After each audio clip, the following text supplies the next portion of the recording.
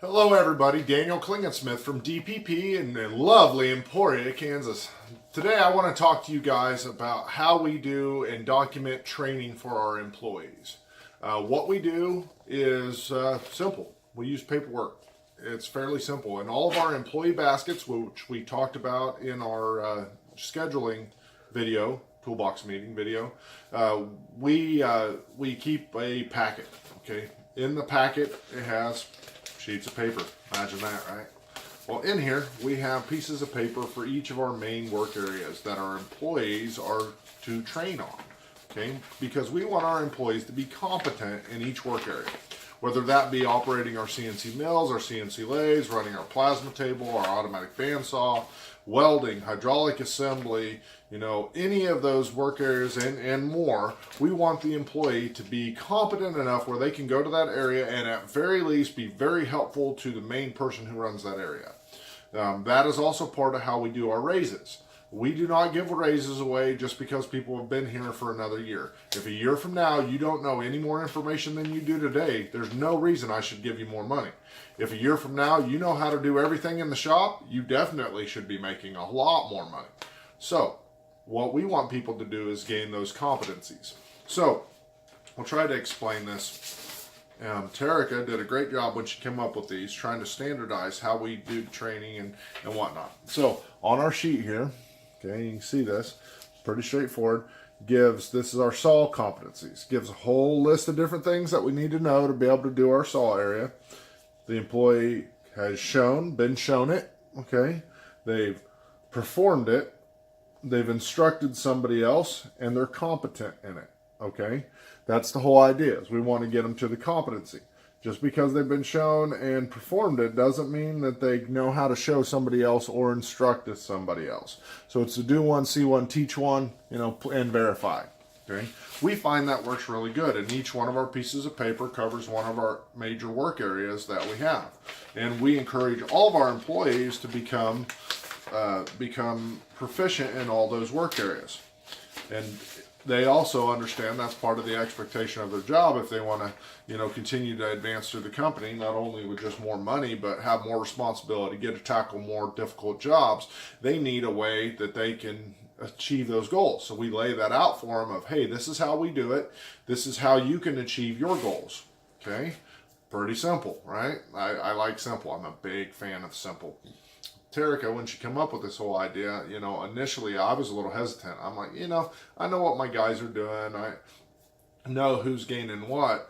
But the problem is, trying to remember all that, I would miss things. And missing things is not fair to the employees, and it's not fair to the employer either. Because if I don't teach all those key points, how can I expect that employee to be able to take on a job and succeed well at it if I haven't given them that information? How can I expect employees to communicate well together and work together as a team if I don't provide that opportunity for that to happen? And that's part of having the one employee teach another employee how to do stuff. It teaches them how to show other people how to do things. Because it turns out I'm really good at making things. I'm pretty talented. I'm not always the best teacher.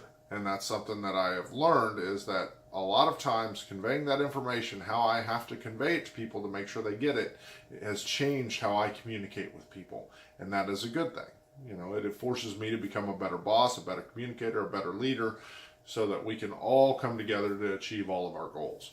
So, in the short version, that's how we do it. We do keep track of an initial employee when we bring them in. We keep track of when their 90 days are, and we try to always have a review with them.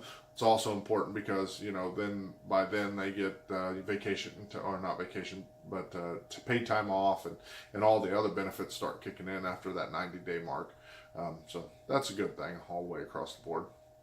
So, that's kind of how we approach it, and we've kind of came to doing it this way because it seems to work. It makes it easier to keep track, and we keep that paperwork in the basket where the employees' work orders are all kept, so it's there as a constant reminder, or when they go to a new work area where they're going to be training, they can take it with them, and we can check off on what they master and what they get good at. Then once they get good at doing the work area, when we assign a job to them, we know that they can go take care of it and get it done. And that's the whole goal, is to teach all the employees, because What we do varies so much. Where at 3 days we may have a huge amount of mill work. Then we'll have a whole bunch of plasma table and weld up work. And we want our employees to be able to go from one area to the next area and be confident at all of them so that we can increase our workflow. It's not necessarily about keeping our spindles running at 100% all the time. That's a nice goal, but probably not going to happen. But it's about getting that entire job completed and out the door so we can bill for it in the shortest amount of time. It's continual movement of the job, not necessarily continual movement of the machine. That's kind of how we do it. We want continual movement of our employees as well. We want them to continue to evolve and get better at what they do so we can generate more revenue off of their labor, which is a finite resource. And from that resource, if we can generate more revenue, that means we can afford to pay them more money. We can give them better benefits. We can pay more of the cost of their insurance. We can give them, cool free clothes and stocking caps and all that kind of stuff, and bonuses every once in a while and paid time off. So that's the whole end game, is to make more money so everybody is generating revenue. That's how it works. So I hope that sheds some light on everything for you.